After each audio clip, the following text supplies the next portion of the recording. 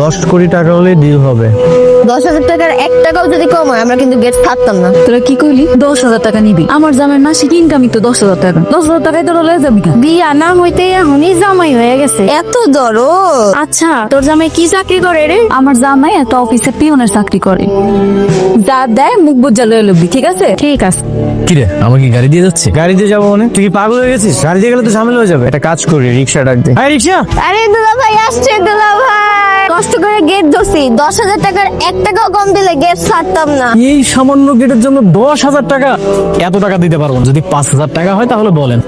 কি করতেছিস? ওরা যদি জানতে পারে যে তুই 5,000 টাকা দিতে পারবি তাহলে তো বুঝতে পারবে যে আমাদের কাছে অনেক টাকা আছে। একটা কাজ কর, 100 টাকা দে। তুই তো ফকিররে দিল 500 টাকার বেশি দিস। এগুলো তোর বউয়ের শালি, তোর বউয়ের বান্ধবী, ফকির না। যেটা বলতেছিস সেটা কর। দেখেন আমরা হচ্ছে খুবই গরিব মানুষ, আমাদের কাছে কোনো টাকা পয়সা নাই, শুধু বাসায় যাওয়ার জন্য 100 টাকা রাখছি। আপনারা যদি রাজি থাকেন তাহলে 100 টাকা দিয়ে দিচ্ছি আপনাদেরকে। আমরা কি ভিক্ষা করতে আসছি দুলা ভাই? আমাদের কি আপনাদের ভিক্ষুক মনে হয়? 1 টাকাও কম নেব না, পুরা 10,000 দিতে হবে। আসলে আমাদের কাছে বেশি টাকা নেই তো। আচ্ছা ঠিক আছে, তুই 200 টাকা দিয়ে দে। 200 টাকা দিয়ে নিজেদের মান সম্মানটা নষ্ট করেন না, অন্তত 500 টাকা তো দেন। ঠিক আছে দিয়ে দে। তোমার অনেক সুন্দর লাগতেছে। আপনারও অনেক সুন্দর লাগতেছে। আপনার জন্য একটা জিনিস আনছিলাম। কি গাইছো?